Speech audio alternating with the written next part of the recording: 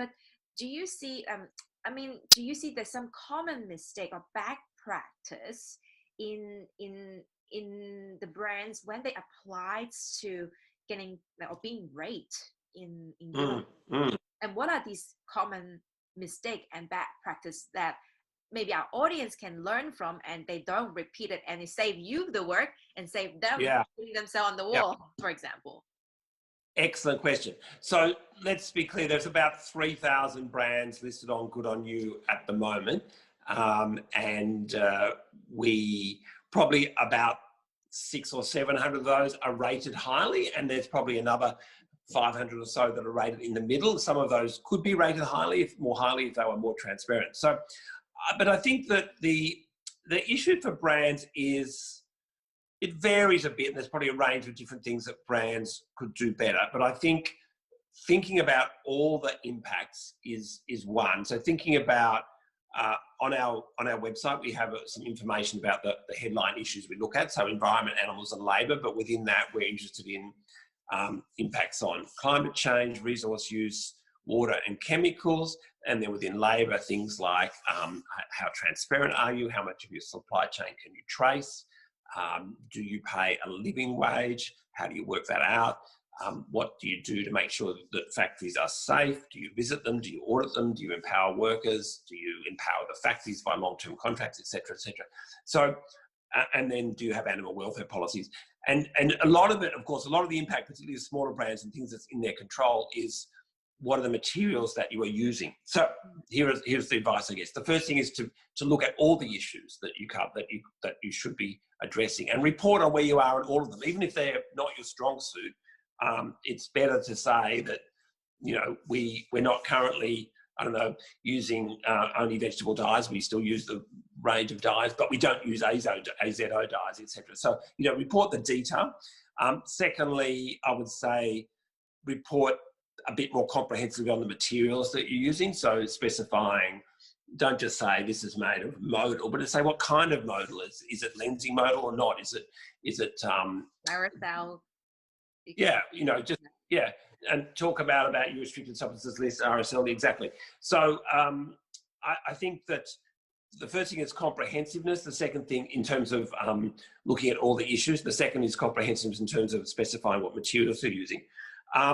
We often see people being pretty vague about the wages that they're paying. Like, you know, people say we pay a fair wage. The brand or directly to the people who work for them in the factory? No, we're talking about, I mean, most of the workers in the fashion supply chain are going to be the people making the clothes or working to turn the raw materials into fabric or manufacturing the raw materials.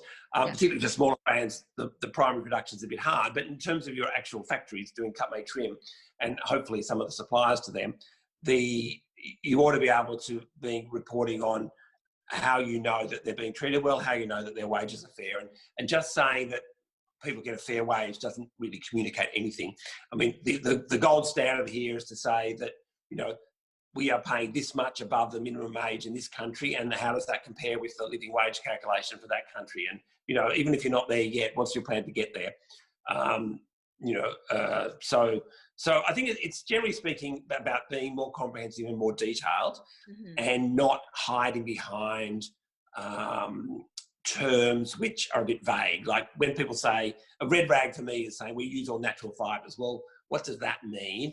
And anyway, natural fibres are not necessarily sustainable. Like organic linen, very sustainable. Regular cotton, not at all. Yeah. So just saying, you know, things like we pay fair wages, we use naturals, or that kind of stuff is not really, that's kind of bottom of the class kind of stuff. Too generic. Yeah. And could you also walk us through a little bit more about your rating criteria, perhaps, so that like our audience can also understand what are the several things that you look at? I mean, obviously you mentioned about a mistake that commonly been practiced, but what do you also look behind to rate, so that like these rating criteria, people are more familiar with them, at the same time they can learn from even being better brands, better self. We look at your impact on the environment, on labour rights, and on animals. Within each of those, we're looking for brands to be transparent. We're looking for brands to do what they can to talk about the whole product life cycle. So it's easy to focus just on the making of the products. But how does your design practice impact on sustainability? How do you have information about where the fabrics came from before they got to your cut, make, trim supplier? And what about aftercare? I mean, do you do things around the circular economy in terms of taking back products or using recycled materials? Do you provide guidance to consumers about how they can minimise their impact on the environment? Like, do you tell consumers to get things repaired or to wash on a low volume? Good care instructions are important. I've said before, be comprehensive. And then in terms of specific issues, we can talk about under the heading of environment. We look at how you impact on climate change, on resource use, on chemical use, and on water use. Now, for a small brand, again, a lot of that comes down to material choice, and how those materials impact on those things. But there are some additional things, particularly around chemicals, that you might want to do, and some additional things around circularity and waste, which you would want to do in addition to materials. And then when it comes to labour rights,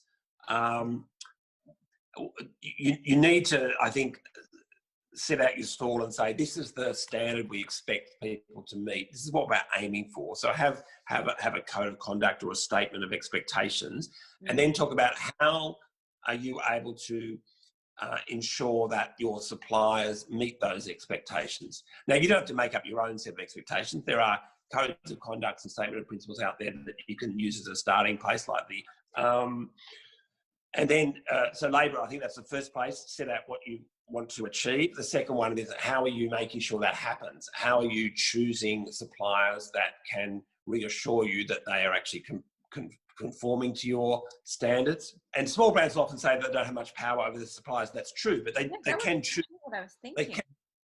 But they can choose better and worse suppliers. I mean, you can advise people about good suppliers, right? And that's part of your role, is to help people find good quality suppliers, both on the environmental and labour side. And there are other organisations out there that can help, that are actually set up to help small brands as well. Just like there's your organisation and your company, and there's also other companies that are able to do that.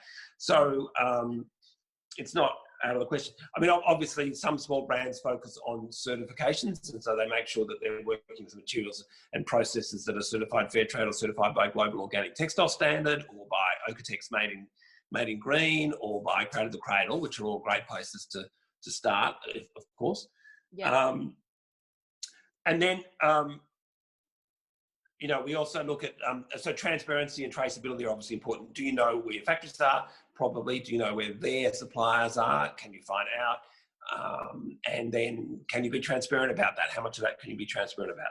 So these are some of the things that we look at. We're also looking at policies that brands have adopted to protect workers during COVID. This is probably something that applies more to a larger brand, but could also be something that small brands can be proud of if they've maintained their relationships with their suppliers and kept them in funds to pay their orders on time, etc., to enable those suppliers to pay their workers and their suppliers. And in terms of animals, we're interested in what animal products you use. Wool, do you attempt to make sure it doesn't come from mules' wool? If you're using leather, have you considered trying recycled or second-hand leather, and offcuts and so forth? And then, do you have animal welfare policies in place, or do you work with suppliers that do?